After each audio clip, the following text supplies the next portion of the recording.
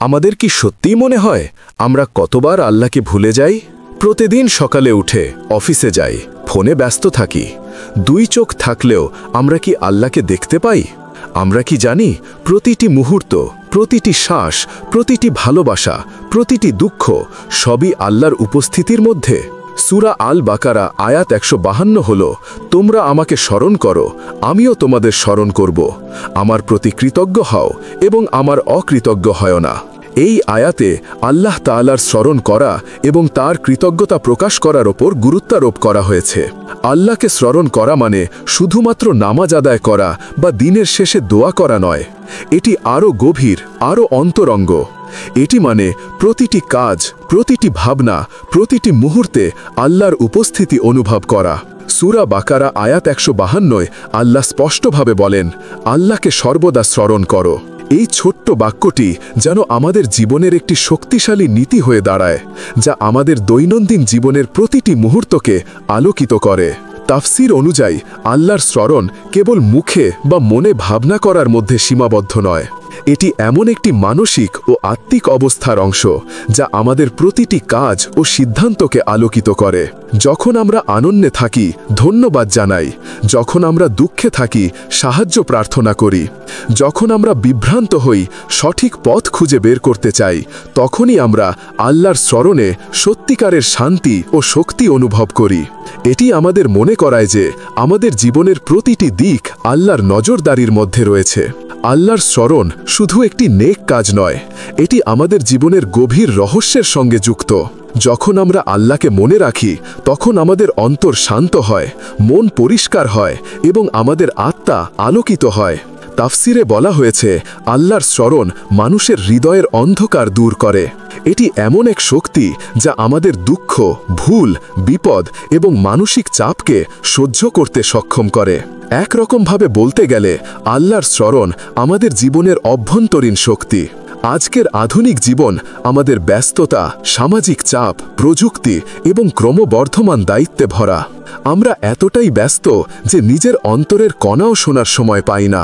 কিন্তু আল্লাহকে স্মরণ আমাদের মনে করিয়ে দেয় আমাদের জীবন, আমাদের সুখ দুঃখ, আমাদের লক্ষ্য এবং আমাদের ভবিষ্যৎ সবই আল্লাহর হাতে।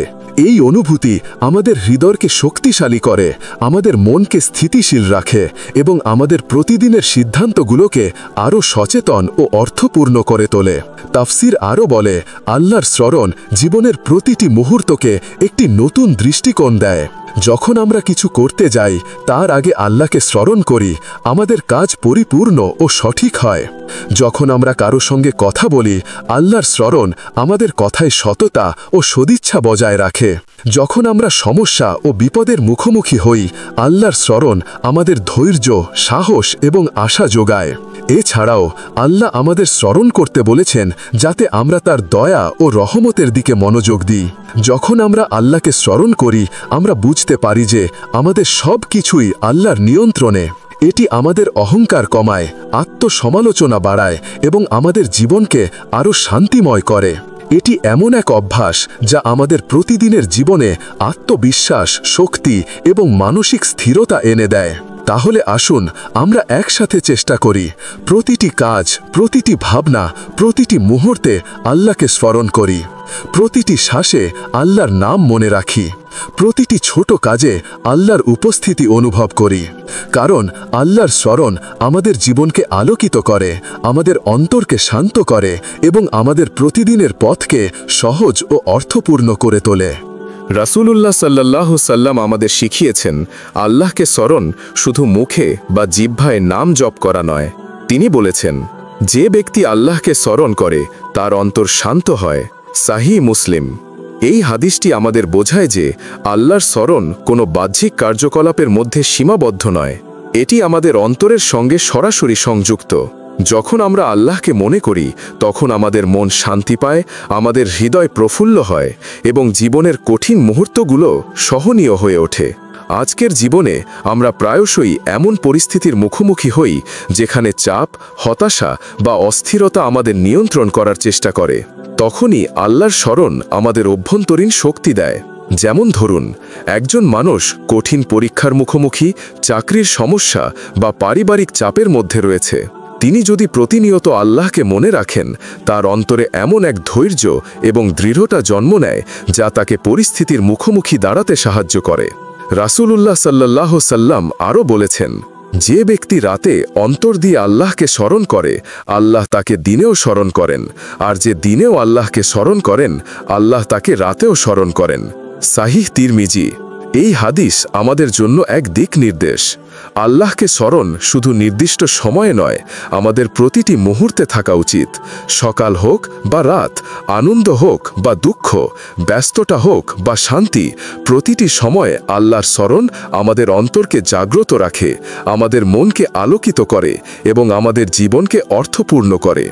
আজকের আধুনিক জীবনে আমরা প্রায়ই ভুলে যাই যে আমাদের অন্তর ও মনকে শান্তি দেওয়ার একমাত্র সত্যিকারের উৎস আল্লাহ।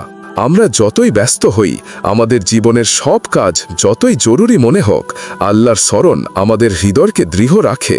হাদিসের মাধ্যমে রাসূলুল্লাহ সাল্লাল্লাহু সাল্লাম আমাদের শেখাচ্ছেন, যদি আপনি শান্তি, স্থিরতা, আত্মবিশ্বাস এবং দুঃখ সুখের ভারসাম্য চান, তাহলে আল্লাহর স্মরণকে আপনার জীবনের মূল অভ্যাস বানাতে হবে।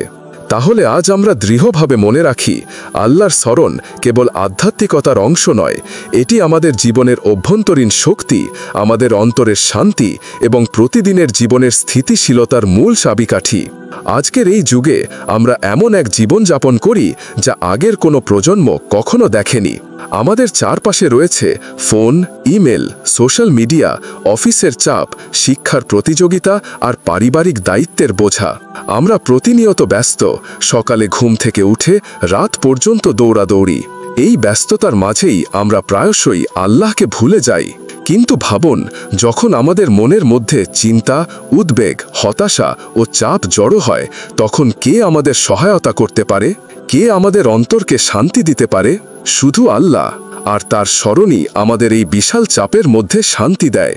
প্রকৃতপক্ষে আমাদের দেহ ও মনও প্রমাণ দেয় যে আল্লাহকে মনে রাখলে আমরা আরও শক্তিশালী ও স্থিতিশীল হই।